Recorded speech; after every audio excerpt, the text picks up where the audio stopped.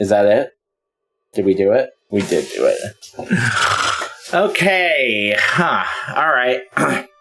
Well, we did it. First things first. The bottom center of the screen says that we have beaten 42 games in 2024 and 489 since we started doing this way back in 2020. Those numbers need to be updated now. We have now beaten 43 games in 2024 and 490 since we started doing this in 2020. Let's go.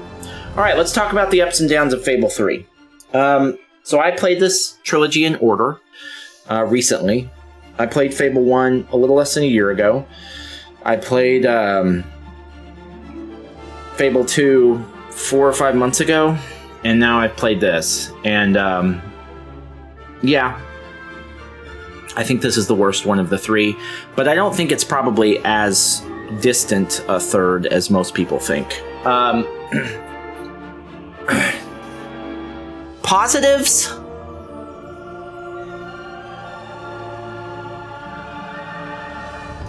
I think some of the political intrigue stuff, especially toward the end, was a unique take that wasn't in either of the first two Fables, and it did raise some tricky questions, ethical questions about how to deal with certain things from a political intrigue standpoint.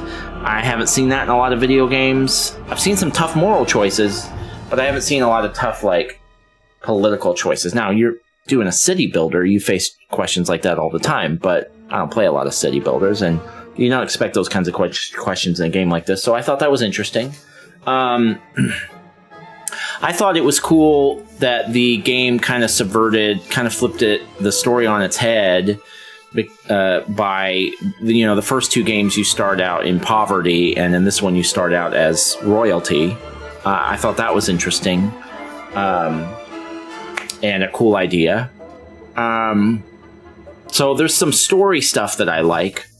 That's really it. That's really it about things that I think are particularly good. There are lots of things that are passable. The combat's passable. The graphics are passable. The voice acting is actually, we can put the voice acting in there too.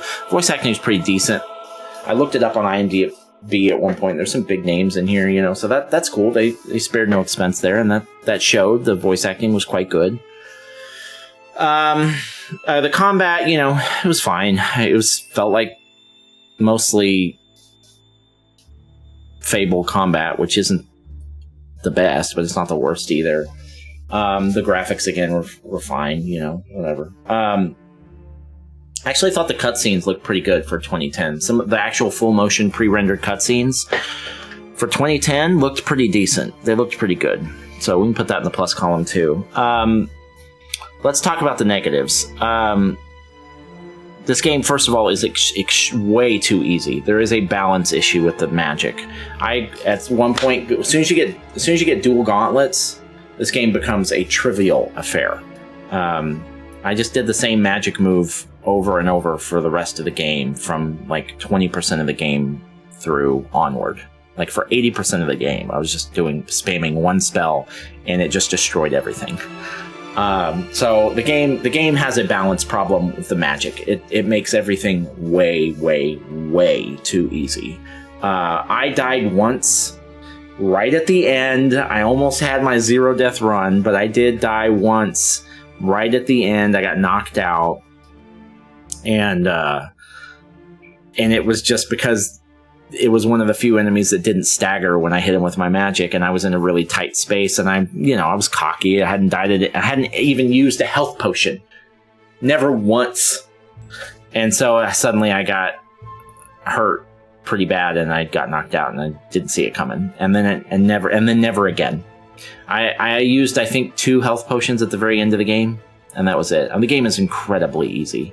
And I didn't do that thing that you can do in action RPGs where I go do all the side quests and build up all my skills and everything. I was doing the bare minimum in this game and still just blowing by enemies, just blowing them away. I mean, it was a joke. The difficulty in this game is a joke. So there's a problem with the magic. It's super OP. The story I didn't think was nearly as compelling in general. Though there were some high points like what we talked about a minute ago, some things that were interesting. But overall, the story in 1 and 2 are both far superior. It's just a more interesting arc. I like the idea of starting as royalty on paper. It sounds kind of cool, but the idea of starting as a street urchin and working your way up to power and then choosing your morality and all that stuff from there is just a lot more fun. It's just a lot more intriguing to do that. Starting from royalty and, I don't know, the morality stuff didn't seem to even matter in this game. Like in the other games, I'd be a little bit of optional stuff, like I might get married or, do a side quest here or there. I didn't do any of that crap in this game because why would I? I'm blowing everything away anyway. I don't need better gear. I don't need XP. I don't need loot. The way the XP worked in this game was far simpler. I loved in Fable 1 and 2, especially in 2, the way that they had different XP pools for strength and dexterity or whatever it was and magic. Like, that was cool. And you get different XP for using different methods of attack and stuff like that. That was fun. Why did they get rid of all that? It's just you have guild seals now, and guild seals are for everything, and you can just basically max everything out whether you're trying to do extra stuff or not. So it was just, they took a lot of the RPG elements away, like all those different pools of XP. Honestly, a lot of the morality choices, at least in the main story, they weren't even there. Like, there's a whole bunch right at the end. There's a whole bunch of morality stuff right at the end. And other than that, I was probably neutral because I was never presented. I was maybe twice presented with a morality choice, and I just choose the nicer one and move on. There was no...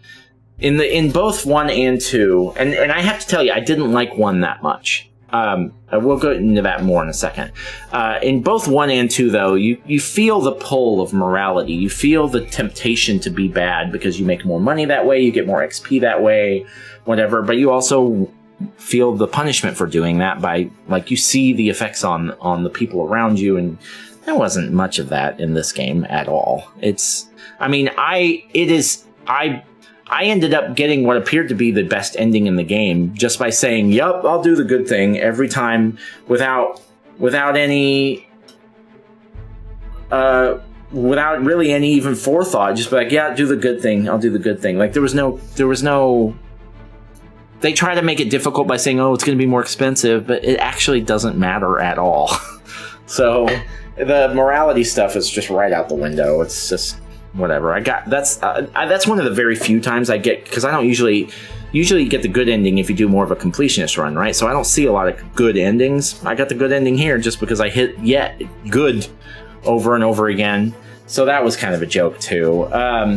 I didn't really like 1 that much. I thought it was kind of boring. I thought the missions were very fetch questy. There's just a lot of point A to point B stuff. Kill these things, go do this thing. I didn't feel really compelled that much by the story in the first one. It was all right. The first story was okay. I really like this story in 2. I'm a fan of Fable 2. I didn't really like 1 that much though. I thought it was kind of boring. There were missions in there that were just confusing, or not confusing, but just frustrating and boring. Like when you get arrested in Fable 1 and you have a whole period of time where you're just like in a prison cell. There was something like that in Fable 2 where you go to this like dungeon thing or whatever, but it was fun. That was one of the coolest parts of that game. I thought 1 was kind of boring. It didn't do it for me. The first one didn't. But I definitely think that at least 1 had a better story. It had more cool ethical stuff in it. It was more original, obviously, since it was the first one. This one's got very little flavor. It's bland. It's like eating spaghetti without sauce. Fable 3. For someone that's just doing main story too, I blew through this game. I probably beat it in 7 hours. It's supposed to be a 13-hour game, main story only. This is a game that you could sink 50 hours into if you wanted to. I did 6 recordings. This one's only 30 minutes long now. So I did, about 7.5 hours is about how long it took me to beat this game. And there was, you know, normally in like an open world game where there's a lot of optional stuff, I'll tend to get sucked into that stuff because you get cool rewards for doing side quests, and you need them because the game is hard or you're going to get under leveled or something like that. This game, there's none of that. So I need a reason to do some extra stuff. You got to earn that from me. You know, there are some people that are going to do all the side stuff no matter what because that's the third. They only bought 3 games that year or whatever, and that's fine. There's nothing wrong with that. That's a great way to play video games, but I don't play that way. So if you want me to do side content, I need a good reason. It needs to be either really fun, and I have done a lot of side stuff in games before just because it's fun, if it's that fun, or I need some good rewards. And I need a reason that I need those rewards. In this game, there was no reason to need anything extra. I had plenty of guild seals for everything that I wanted, doing just the bare minimum. I wasn't even, toward the end, I wasn't even killing enemies anymore. I was just running by them. And I still had more than enough. So, you got to make your game a little bit more compelling than that, you know? So, I didn't think it was very good.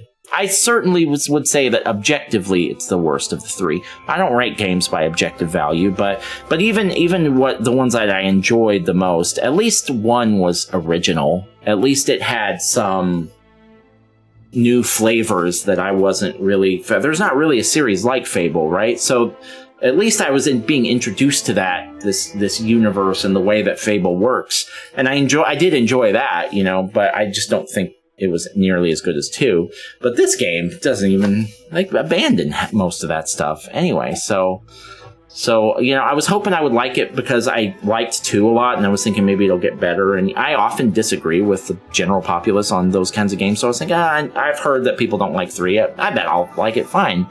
If it's like 2, it's not like 2. And I didn't like it that much. Oh, well.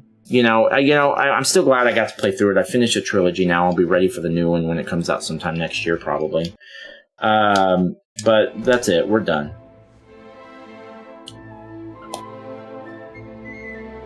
Oh, is that my bad part? Is that my bad ending? Okay. You have defeated a formidable enemy, but at a cost beyond measure. The tiny handful of survivors and the descendants will forever remember you as the ruler who let the kingdom perish. That's my punishment? For letting the kingdom go into millions of dollars of debt? That's it? That's what happened? That's my punishment? Worth it. Give me a break.